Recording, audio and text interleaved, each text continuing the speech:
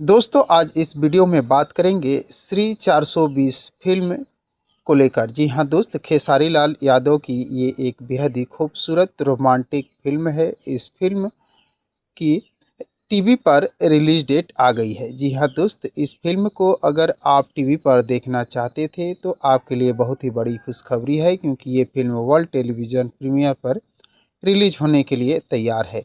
तो दोस्तों कब, कितने बजे, कौन से टीवी चैनल पर इस फिल्म को रिलीज किया जाएगा, सब कुछ बताऊंगा इस वीडियो में। बने रहे अंत तक मेरे साथ।